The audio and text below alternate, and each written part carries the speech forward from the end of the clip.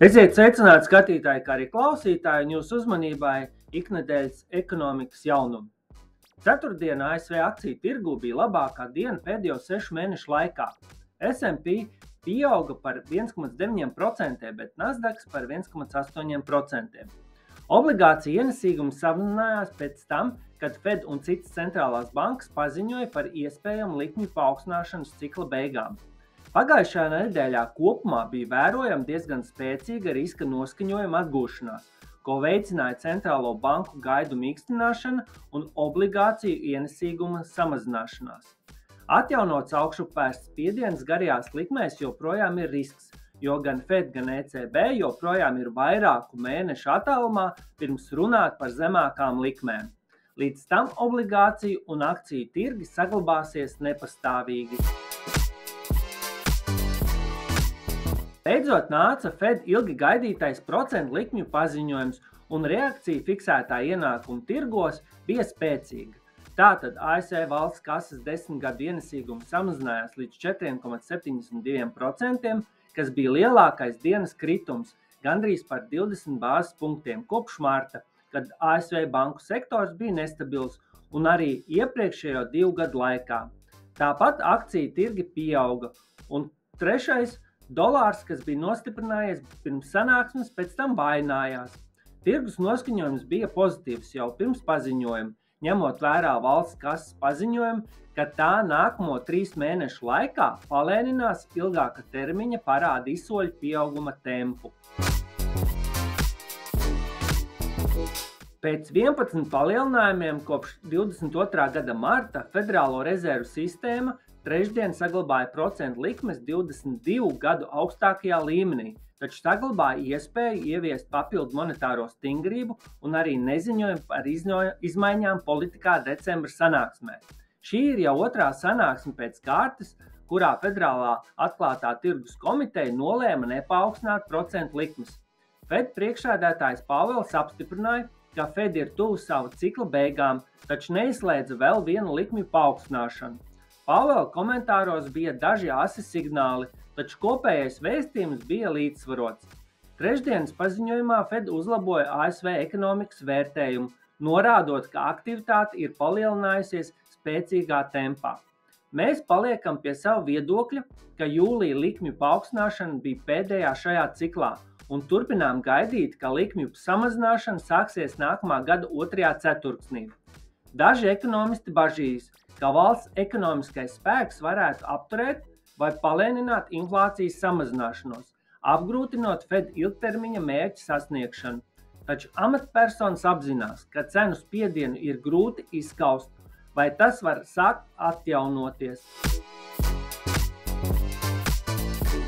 Apple neizdevās kliedēt Wallstreetas bažas par tās vājām biznesa perspektīvām un iespējamo spiedienu uz pozīcijām Ķīnā, ceturtdien paziņojot par ceturkšņa peļņu. Rezultātā akcijas piedzīvotāja kritumu par gandrīz 3%. Kritums atstāja Apple akcijas par 13% zem rekorda līmeņa pirms pēdējā peļņas pārskata pirms 3 mēnešiem. Investori ir kļuvuši piesardzīgāki pēc akciju cenu pieauguma par vairāk nekā 50% šogad. Ieņēmumi pēdējā ceturksnī samazinājās par 1%, paziņoja Apple, pagarinot savu neseno kritumu līdz 4 ceturkšņiem pēc kārtas. Paziņojumā arī teica, ka ieņēmumi pašreizējā ceturksnī visticamāk atbildīs tam pašam periodam iepriekšējā gadā. Galvenās procentu likmes netika mainītas Apvienotajā Karalistē un Čehijā. Kā jau gaidīts, Anglijas banka saglabāja savu galveno procentu likmi nemainīgu 5,25% līmenī, jo ir vērojams pazīmes par ekonomiskās perspektīvas pasliktināšanos. Čehijas Republikā centrālā banka izvēlējās nemainīt procentu likmes, lai gan tirgus gaidīja 25 bāzes punktu samazinājumu. Tas liecina, ka politikas veidotāji meklē pierādījumus tam, ka inflācija tiek kontrolēta, pirms var sākties likmju samazināšanas cikls. Daudzi investīciju eksperti uzskata, ka Eiropas akciju perspektīvas ir sliktas un ASV tirgus piedāvā labāku ilgtermiņa atdevi. ASV lielākās bankas Bank of America veiktā fondu pārvaldnieku aptauja atklāja, ka fondu pārvaldnieki un investori iziet no Eiropas akcijām. Eiropas akcijas jau kādu laiku ir bijušas nepopulāras salīdzinājumā ar ASV. Pēc pandēmijas Eiropas ekonomika ir bijusi vājāka nekā ASV, un arī nākamā gada izredzes neizskatās īpaši labas. Turklāt investorus satrauc arvien stingrākie eirozonas regulējumi, kas vājina uzņēmumu konkurētspēju. Vēl viena būtiska nianse ir tā, ka Eiropai nav lielu tehnoloģiju uzņēmumu ar globālu vērienu vai mākslīgā intelekta attīstībā iesaistītu uzņēmumu, kas šogad ir galvenie ASV tirgus virzītāji. Labā ziņa ir tā, ka eirozonas biznesa un patērētāju konfidences rādītāji stabilizējas. Pašreizējā Eiropas nepopularitāte varētu piedāvāt labas pirkšanas iespējas ilgāka termiņa investoriem.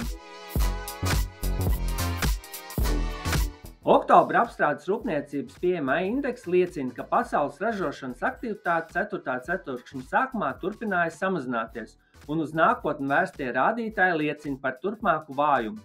Pasaules apstrādes rūpniecības PMI indeks samazinājās no 49,7 septembrī līdz 48,9 oktobrī, kas nozīmē, ka aktivitāte saruka jau 3. mēnesi pēc kārtas. Tomēr globālais rādītājs ietver ievērojamas atšķirības starp ekonomikām. Krievijā spēcīgie valsts militārie izdevumi vēl vairāk palielināja ražošanas aktivitāti, un arī Indijas PMI indeks bija ārkārtīgi spēcīgs. Eiropā PMI indeks daudzviet bija krietni zem 50 punktu atzīmes, kas liecina par aktivitātes samazināšanos. Ķīnā vidējais rādītājs negaidīti kritās, kas liecina par ekonomikas grūtībām. Visbeidzot, nelielais ASV apstrādes rūpniecības PMI indeksa pieaugums bija pretrunā ar līdzīga ISM indeksa kritumu. Ķīnas ekonomikas lejupslīde apgrūtina situāciju Eiropai, jo Eiropas rūpniecības sektors ir vairāk atkarīgs no Ķīnas tirgus nekā ASV.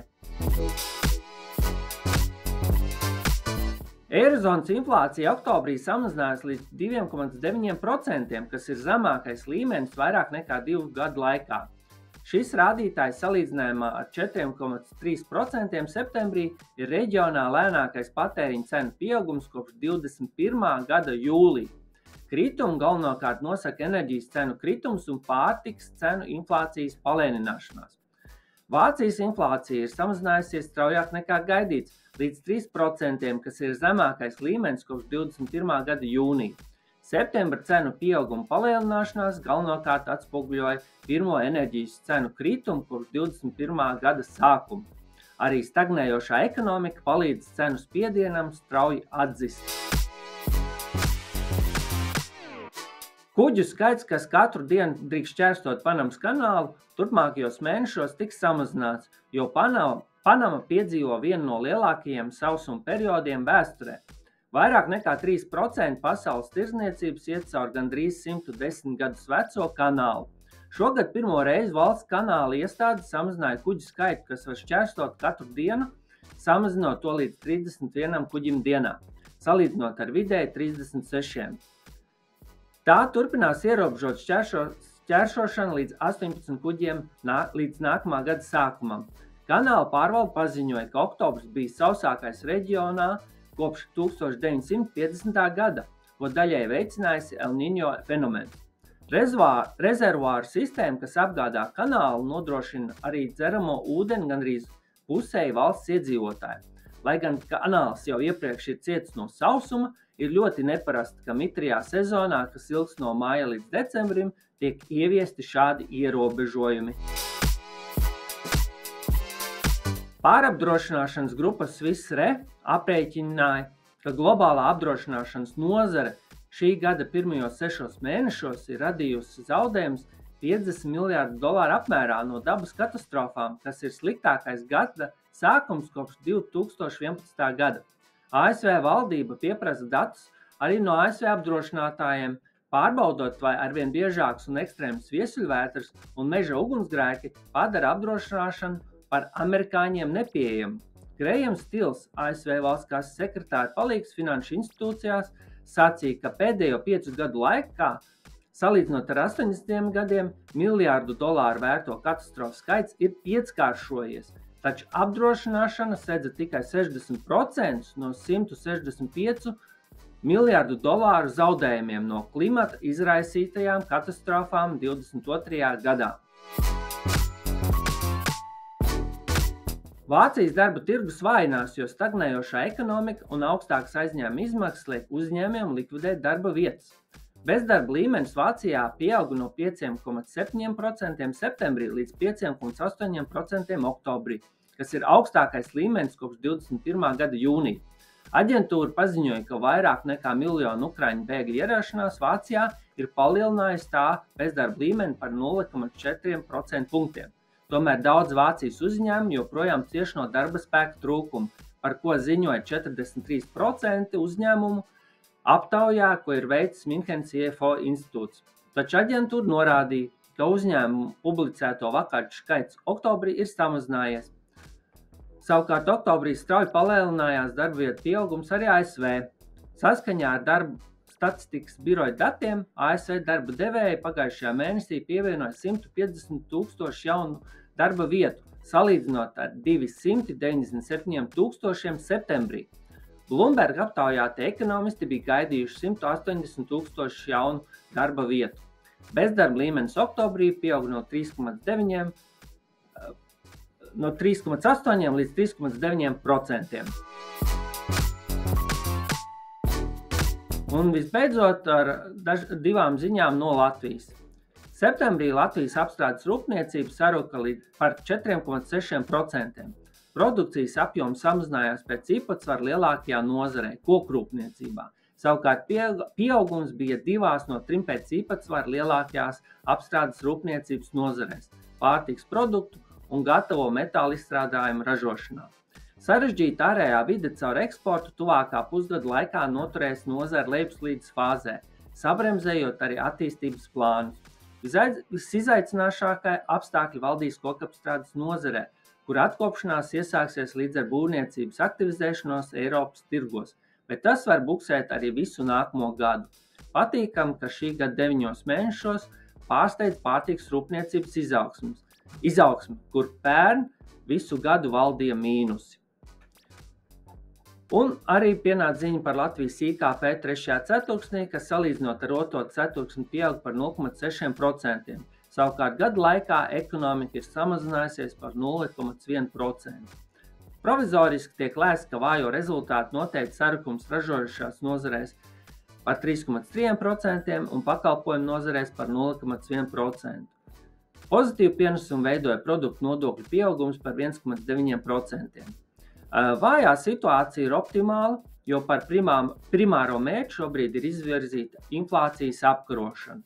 Lai nodzītu inflāciju līdz ECB vēlamajam mērķim, spiediens uz ekonomiku caur paaugstinātām procentu likmēm saglabāsies. Tādēļ pārbauda Eirozonas, tai skaitā Latvijas ekonomikas noturīgumam, turpināsies. Ārējā vide stabilizēsies līdz ar noturīgāku patērētāju pirktspējas un pārliecības atjaunošanos eksporta tirgos, taču tas būs pietiekami pakāpenisks process. Krītošā inflācija Eiropas Savienībā jau ir aizsākusi pirktspējas atjaunošanos, taču konfidence nostiprināsies līdz ar skaidrākiem signāliem par procentu likmju mazināšanos. Atbilstoši pašreizējām prognozēm, skaidrāks norādes varētu parādīties tikai nākamā gada 2. ceturksnī.